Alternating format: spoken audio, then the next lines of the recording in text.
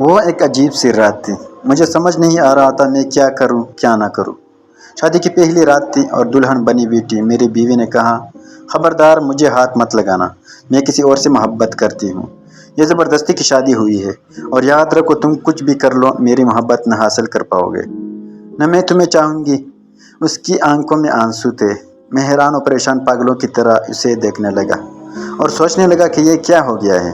جب کچھ سمجھ نہ آیا تو اٹھا اور وضو کیا اور نماز کے لیے چلا گیا اور اپنے اللہ سے ذکر کیا کہ یا رب یہ کیسا امتحان ہے۔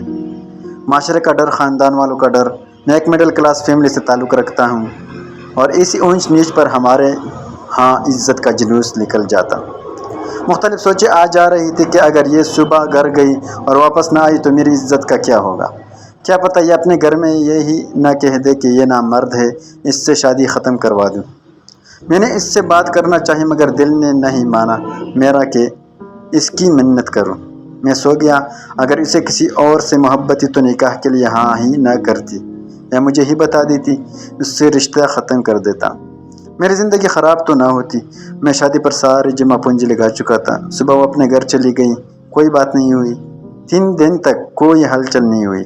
3 دن بعد اس کی امی کی کال آئی تو میں لینے چلا گیا۔ میں نے وہاں بھی کوئی بات نہیں کی۔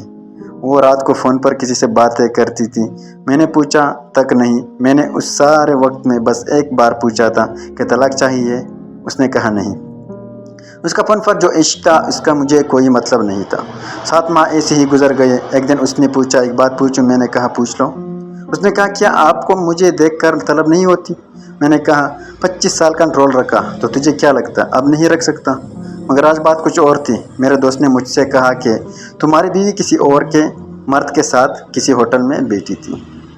مجھے آج اس پر بہت غصہ آ رہا تھا۔ میں نے اس کی عزت رکھی لیکن اس نے میری عزت نہ رکھی۔